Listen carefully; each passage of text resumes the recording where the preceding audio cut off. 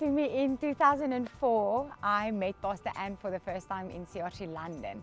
And that was the first time that I heard of Jam. And my heart was really gripped by it and what God is doing through the organization.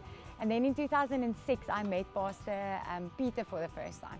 And my husband and I wanted to quit our jobs and wanted to go and volunteer at Jam. And our zone pastor at that stage said to us, we are not allowed to do it, because he really didn't feel that was the calling on our lives. And I was like, we were very upset. So every Monday we wanted to join Jam. And then in 2017, after years, we went to George, and coming to Bethlehem, we were driving through Boklakong. And just the need. Just to see people struggle and people not having enough. And I said to my husband, we can't any longer do nothing.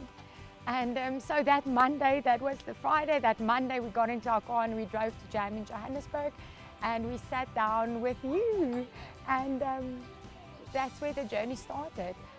Just a journey of just knowing that we are called to make a difference in our country.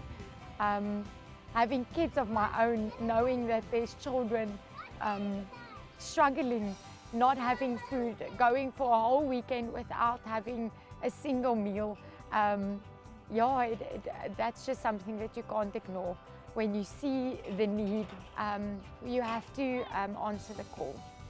So that's where we started.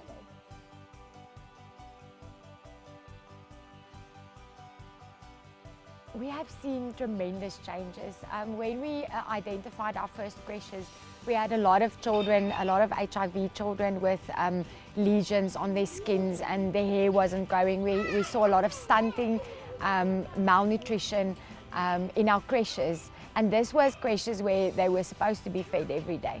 And because of lack of money and finances in the creches and parents not paying their school fees, when we started with Jam, it was as if the sun came up. Their skins healed, their hair started growing. We saw kids just fattening up and just really becoming healthy. We saw a major change in stunting, and as we have done the monitoring and just seeing the whole progress of the past 2.5 years, it has been a tremendous change in our community, but just the hope that it brought to our community. Just knowing that there's something that's consistent. I always say to my husband, I don't want to start a feeding scheme and it's something you just do to feel good, but something that you implement, that you can sustain. And with the help of Jam, it's a sustainable program that is really making a difference in our community.